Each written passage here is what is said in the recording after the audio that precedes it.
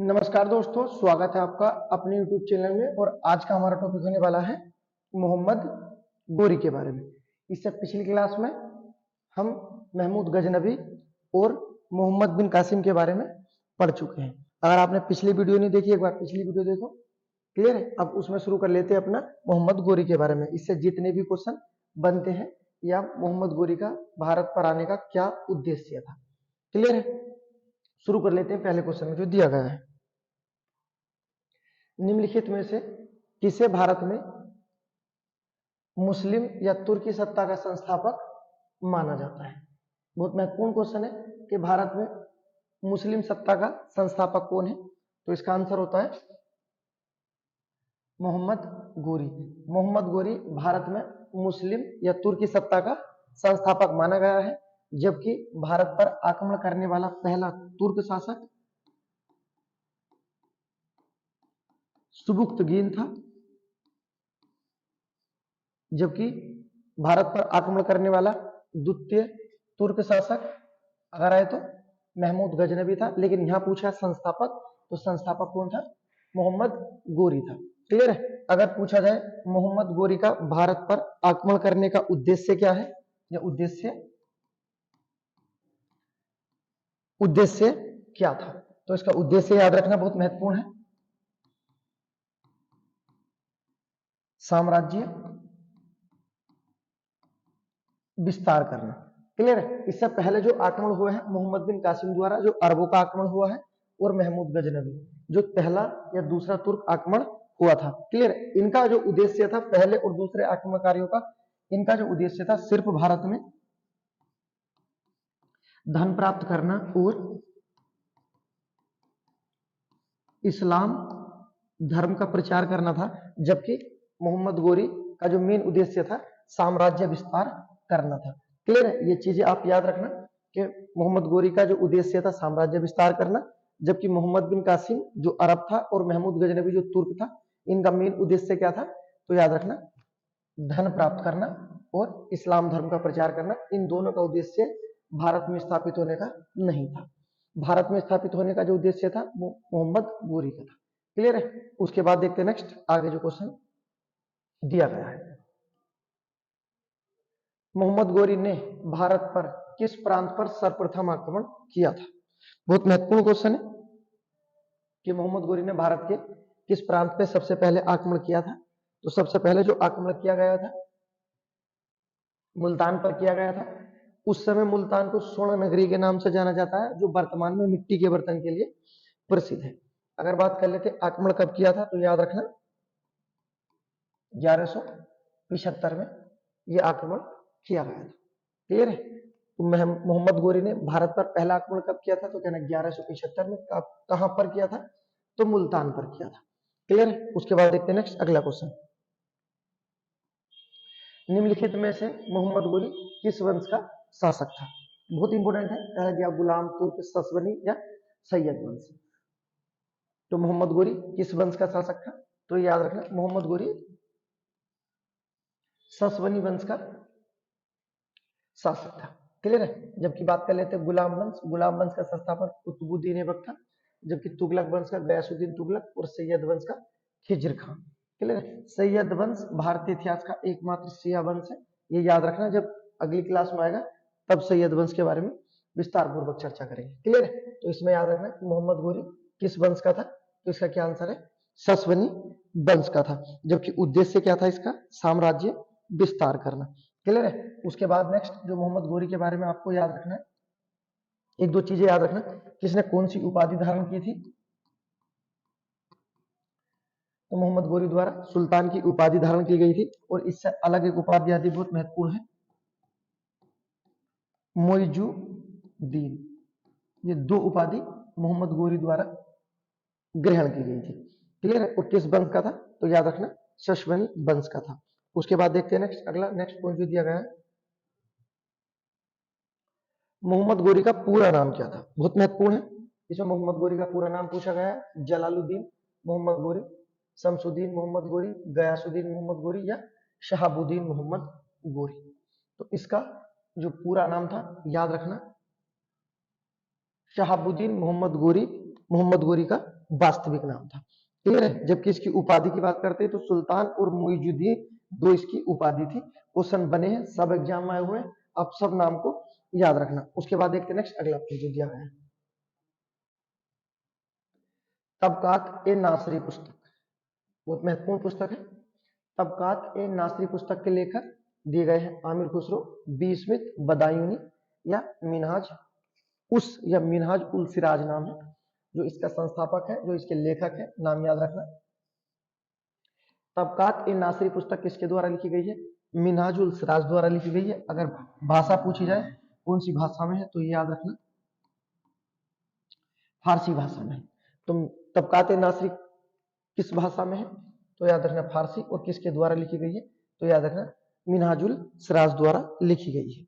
उसके बाद देखते हैं नेक्स्ट अगला पॉइंट जो दिया गया है, बहुत महत्वपूर्ण युद्ध है। निम्नलिखित में से किस युद्ध के पश्चात भारत में पहली बार मोहम्मद गोरी ने मुस्लिम सत्ता स्थापित की थी, या किस युद्ध के बाद भारत में मुस्लिम सत्ता स्थापित हुई थी? बहुत महत्वपूर्ण पॉइंट है, याद रखना। पहला दिया गया है गुजरात का तराइन का प्रथम युद्ध, तराइन का द्वितीय या कन्नौज का युद्ध। तो भारत में मुस्लिम सत्ता किस युद्ध के बाद स्थापित हुई तो याद रखना तराइन के द्वितीय युद्ध के बाद भारत में मुस्लिम सत्ता स्थापित हुई थी। अगर पूछा जाए तराइन का युद्ध कब लड़ा गया था, 1192 में तराइन का युद्ध लड़ा गया था। अगर पूछा जाए लड़ा किस स्टेट में गया था तो याद रखना वर्तमान में कहां पर है, हरियाणा में स्थित है। इससे अलग की जो चीजें याद रखनी है आपको कि तराइन के युद्ध को और किस नाम से जाना जाता है, तो तराइन के युद्ध को घोड़ों के युद्ध के नाम से भी जाना जाता है। और इसी युद्ध के बाद भारत में मुस्लिम सत्ता या तुर्क साम्राज्य स्थापित हुआ था। तो ये याद रखना भारत में मुस्लिम सत्ता किस युद्ध के बाद, तराइन के द्वितीय युद्ध, या पूछा जाए तुर्क साम्राज्य, तुर्क साम्राज्य किस युद्ध के बाद स्थापित हुआ था तो तराइन के द्वितीय युद्ध के बाद। उसके बाद नेक्स्ट जो सबसे महत्वपूर्ण चीज है, आपको एक चीज याद रखना कि तराइन के द्वितीय युद्ध के समय मोहम्मद गोरी के साथ कौन सूफी संत भारत आए थे, तो उनका नाम याद रखना मोइनुद्दीन चिश्ती भारत आए थे। क्लियर है। तराइन के द्वितीय युद्ध के समय मोहम्मद गोरी के साथ कौन आए थे तो मोइनुद्दीन चिश्ती आए थे। जबकि इससे पहले हम पढ़ चुके हैं कि जिस समय महमूद गजनवी सोमनाथ पर आक्रमण करता है तो उस समय उसके साथ अलबरूनी विद्वान आए थे। क्लियर है। तो ये तराइन के द्वितीय युद्ध से है, आपको याद रखना है। उससे अलग जो दिया गया है, आप एक चीज और याद रखना, अगर कभी ये पूछा जाए कि गुजरात का युद्ध कब लड़ा गया था तो याद रखना द्वितीय सिख युद्ध के मध्य 1849 में गुजरात का युद्ध लड़ा गया था, और 1849 में ब्रिटिश सरकार पंजाब पर अधिकार कर लेते हैं। अगर तराइन के युद्ध की बात करें, पहला युद्ध 1191 में लड़ा गया है। क्लियर है। ये भी किस किस के बीच लड़ा गया था तो याद रखना मोहम्मद गोरी और पृथ्वीराज चौहान के मध्य लड़े गए हैं। तराइन का पहला युद्ध भी और तराइन का द्वितीय युद्ध भी, दोनों युद्ध किसके बीच लगे हैं तो याद रखना मोहम्मद गोरी और पृथ्वीराज चौहान के मध्य लड़े गए हैं। पहले युद्ध में पृथ्वीराज चौहान की जीत हो जाती है, जबकि दूसरे युद्ध में मोहम्मद गोरी की जीत हो जाती है और भारत में प्रत्यक्ष रूप से मुस्लिम सत्ता या तुर्क साम्राज्य स्थापित हो जाता है। क्लियर है। उसके बाद नेक्स्ट अगला युद्ध है जो दिया गया है लास्ट, कन्नौज का युद्ध। अगर पूछा है कन्नौज का युद्ध कब हुआ था, 1539 में कन्नौज का युद्ध हुआ था। अगर पूछा जाए किस किस के बीच हुआ था तो याद रखना हुमायूं और इसके साथ जो विरोधी थे शेरशाह सूरी। क्लियर। कन्नौज का युद्ध किस किस के बीच लड़ा गया, हुमायूं और शेरशाह सूरी। कब, 1539। तराइन का द्वितीय युद्ध मुस्लिम सत्ता के लिए जाना जाता है, कब आया था या कब हुआ था, 1192। तराइन का पहला 1191, और गुजरात का पूछा जाए तो कहना द्वितीय सिख युद्ध के मध्य युद्ध लड़ा गया था, गुजरात का युद्ध। और इस युद्ध के बाद प्रत्यक्ष रूप से सिखों की हार हो जाती है और ब्रिटिश साम्राज्य स्थापित हो जाती है। बहुत महत्वपूर्ण युद्ध है, याद रखना आप सभी युद्ध, तराइन के युद्ध के बारे में भी। क्लियर है। उसके बाद देखते हैं नेक्स्ट अगला, गौड़ साम्राज्य का संस्थापक कौन था। क्लियर है। तो गौड़ साम्राज्य का संस्थापक कौन था इसके बारे में याद रखना गयासुद्दीन मोहम्मद बिन शाम, ये गौड़ साम्राज्य का संस्थापक था। और ये गौड़ साम्राज्य किसके अधीन था तो याद रखना महमूद गजनबी के अधीन था।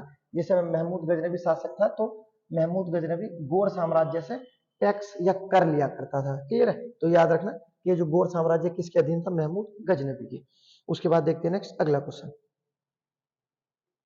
पृथ्वीराज रासो के लेखक कौन थे?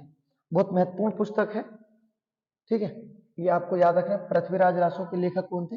चंद्र बरदाई थे, सभी को पता है, लेकिन आपको जो याद रखना है, अगर ये पूछा जाए कि पृथ्वीराज रासो के लेखक चंद्र बरदाई थे, लेकिन पृथ्वीराज रासो को किसने कंप्लीट किया है, तो उनका नाम याद रखना, जलहन नामक व्यक्ति द्वारा पृथ्वीराज रासो को कंप्लीट कराया गया है। क्लियर है? तो कंप्लीट किसके द्वारा किया गया है? जलहन द्वारा। और आपको जो बताना है पृथ्वीराज रासो की भाषा क्या है। क्लियर है? ये कमेंट में बताना है कि पृथ्वीराज रासो की भाषा क्या थी।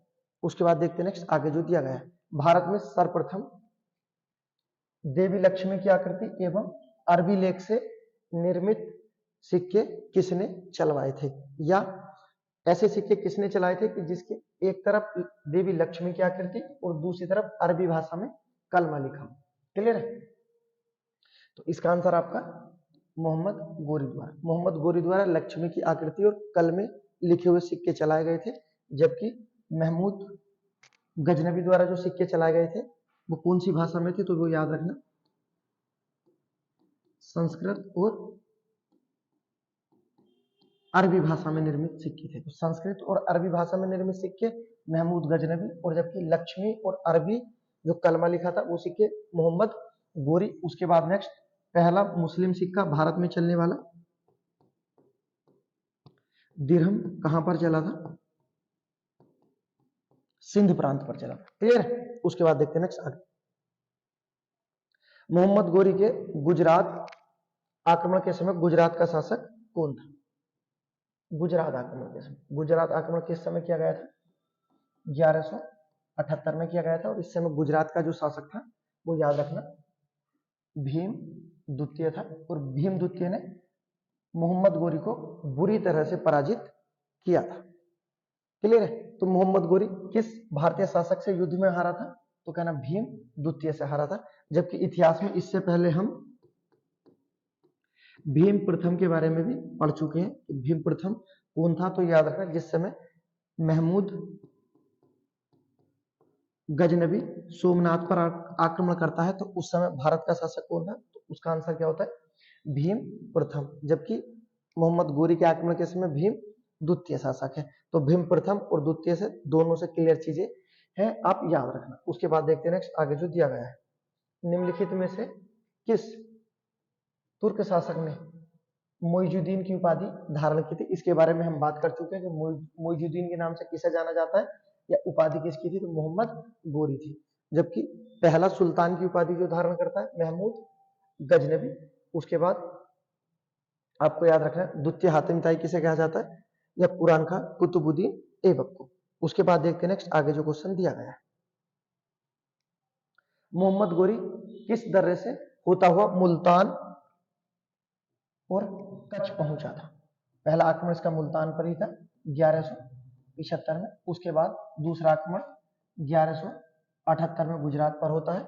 ये किस दर्रे से भारत आया था? तो याद रखना मोहम्मद गोरी किस दर्रे से भारत आया था? ये गोमल दर्रे से आया था। क्लियर है? अगर पूछा जाए महमूद गजनबी किस दर्रे से भारत आया था, तो ये याद रखना खैबर दर्रे से आया था। और गोरी गोमल दर्रे से आया था। दोनों दर्रे बहुत महत्वपूर्ण है ऐतिहासिक दृष्टि से, याद रखना। उसके बाद देखो नेक्स्ट आगे जो दिया गया है, जम्मू कश्मीर के शासक राजा चंद्रदेव ने मोहम्मद गोरी को किसके विरुद्ध आक्रमण करने के लिए निमंत्रण दिया था? तो याद रखना जम्मू कश्मीर के राजा का नाम याद रखना, चंद्रदेव ने मोहम्मद गोरी को किसके विरुद्ध आक्रमण करने के लिए निमंत्रण दिया था? तो याद रखना खुसरो मलिक शाह। क्लियर? इसका आंसर क्या है? खुसरो मलिक शाह है। और खुसरो मलिक शाह की मोहम्मद गोरी क्या कर देता है? हत्या कर देता है। क्लियर है? उसके बाद देखते हैं नेक्स्ट अगला क्वेश्चन जो दिया गया है, उत्तर भारत पर तुर्कों की विजय का एक महत्वपूर्ण पहलू नगरीय क्रांति था, यह नगरीय क्रांति थी, यह कथन किसका है? हसन निजामी, आमिर खुसरो, एम हबीब, या यूसुफ हुसैन का? तो इसका जो आंसर है एम हबीब। एम हबीब, इनका कथन है, याद रखना, उत्तर भारत पर तुर्कों की विजय का एक महत्वपूर्ण पहलू नगरीय क्रांति था। ये किसका कथन है? एम हबीब। कथन पूछ लिए जाते हैं, याद रखना।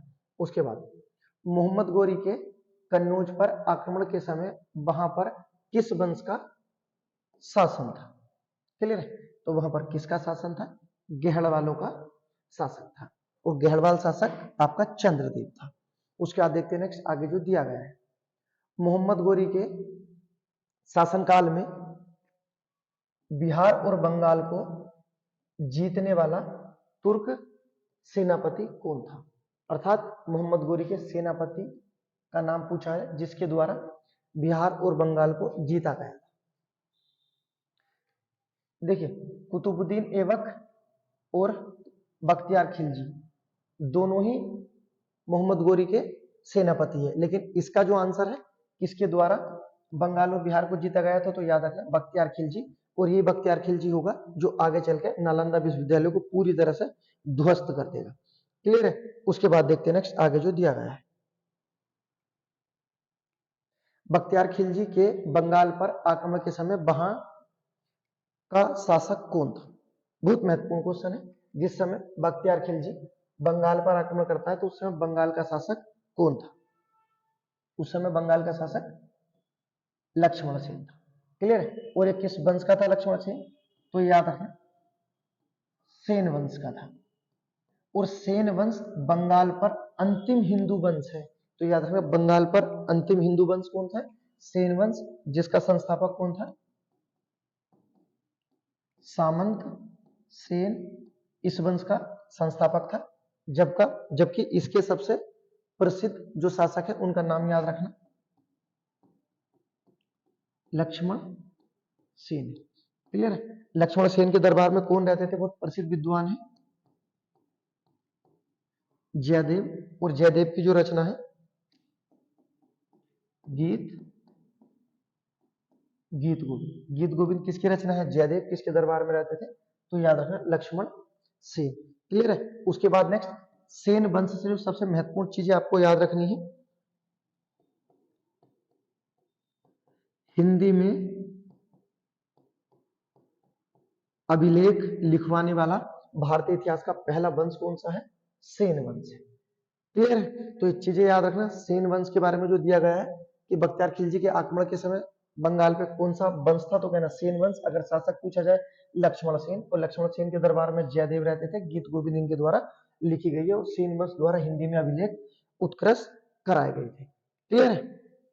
अगर बात कर लेते हैं कि संस्कृत में किसके अभिलेख थे, तो कहना रुद्रदामन के। क्लियर? उसके बाद देखते हैं नेक्स्ट आगे।